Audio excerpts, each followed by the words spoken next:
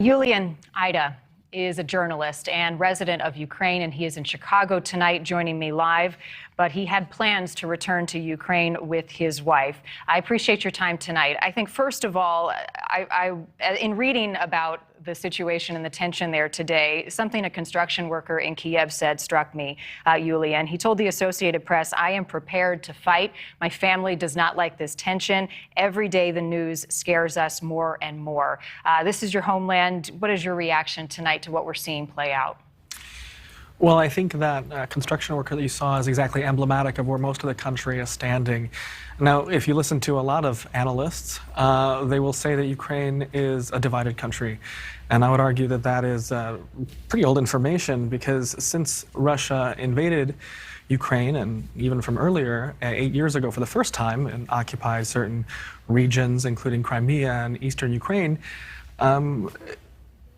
Ukraine has never been more united. If you look at the last presidential elections in 2019, all but two sections of two regions voted in majority for President Zelensky. So the country is united, people are willing to fight, and they've had 8 years of what has been a frozen conflict. At the beginning, it was very violent, so they saw some of that firsthand. They welcomed people from eastern Ukraine into other parts of Ukraine, and they've had 8 years to prepare for what may be the worst case scenario, which most Ukrainians hope doesn't play out, but of course you always have to be prepared.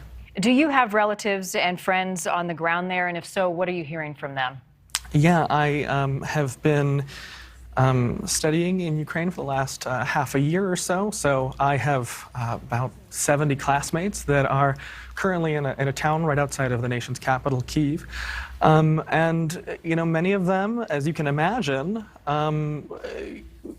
are afraid. But of course, you know, the war has been ongoing. It has been a frozen conflict. So what you kind of have to do in a situation like that, if you can imagine, I don't know, a playground bully, is when the bully provokes, and certainly Russia has been provoking Ukraine and has been provoking the West, is to ignore that. And that has been the position of the Ukrainian government since these troops started building up in early November. Now that the discourse is heightening, and now that there are American troops closer to Ukraine, now that there are kind of new precautions being put in place, even though those Russian troops haven't crossed the border into Ukraine, it's almost hard to believe for many Ukrainians. They don't want this to turn into a conflict. They want peace like anybody. They want peace just like we have here in the United States. And it's important to keep in mind that it's not something that anybody asks for, but they're willing to stand up and fight. They're willing to see this for what it is, which is a provocation and a dying superpower trying to take back what they believe to be theirs, while we know that Ukraine is a sovereign nation and deserves to remain as such. A situation growing more and more tense by the hour and certainly by the day. Julian, we appreciate your time tonight. Thank you. Thanks so much, Marty. Thanks for watching. Click the red subscribe button below so you can get more of NewsNation's fact-driven, unbiased coverage.